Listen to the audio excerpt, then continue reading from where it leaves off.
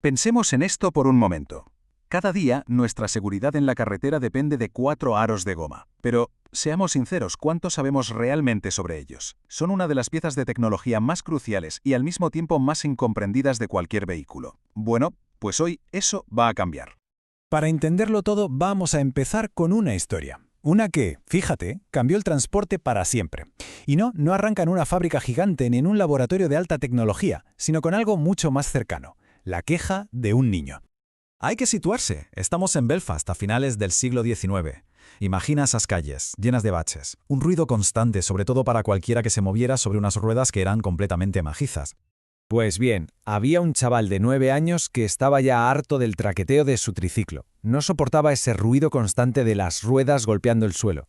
Y esa simple frustración infantil fue la chispa que lo encendió todo. A su padre, que era veterinario y se llamaba John Boyd Dunlop, se le ocurrió una solución brillante: inflar un tubo de caucho para amortiguar los golpes.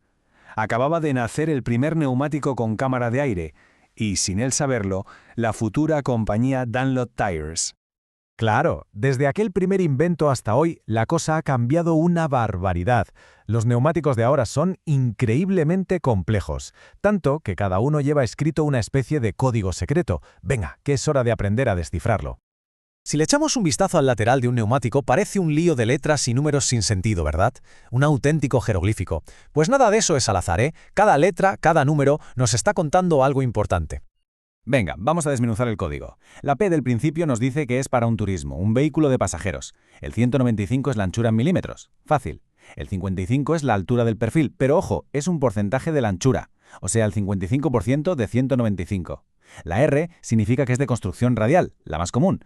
El 16 es el diámetro de la llanta, y esto va en pulgadas. Y para rematar, el 85H, que nos indica la carga que soporta y a qué velocidad máxima puede ir. Y esa última letra del código es clave. La H de nuestro ejemplo significa que ese neumático está diseñado para aguantar velocidades de hasta 210 km por hora. Cada letra corresponde a un límite de velocidad distinto. Y esto, claro está, es información vital para la seguridad. Pero espera, que hay más. Hay que buscar también las palabras treadwear, traction y temperature. Treadwear nos chiva lo rápido que se va a desgastar el dibujo. Traction es el agarre en mojado. Y temperature, pues eso, su resistencia al calor. Estos tres indicadores juntos nos dan un retrato robot de cómo se va a comportar ese neumático. Vale, ya sabemos leer la parte de fuera. Ahora toca meterse dentro, vamos a ver las tripas del neumático para entender cómo está construido. Hoy en día, casi todos los coches usan neumáticos radiales. Pensemos en ellos como si fueran zapatillas de correr. Son flexibles, eficientes y cómodos. Los diagonales, en cambio, serían el equivalente a unas botas de trabajo. Robustos, muy rígidos y capaces de aguantar cargas pesadísimas. Así que son ideales para camiones o maquinaria pesada. Seguro que se oye cada vez más eso de inflar las ruedas con nitrógeno en vez de con aire. Y la pregunta es, ¿para qué? Pues la palabra clave es estabilidad.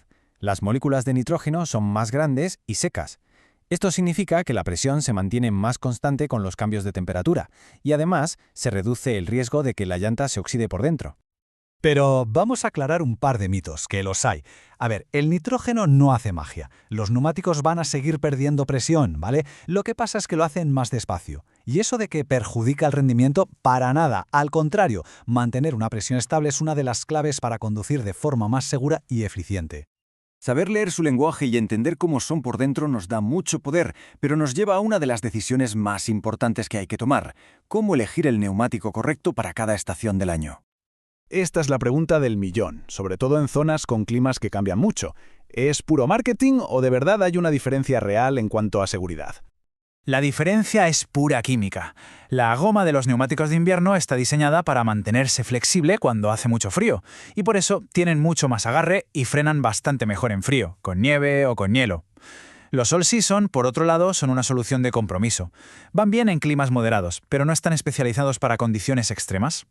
Y ya para ir terminando, vamos a desvelar algunos datos sorprendentes que demuestran la increíble complejidad que se esconde en estos simples aros de caucho.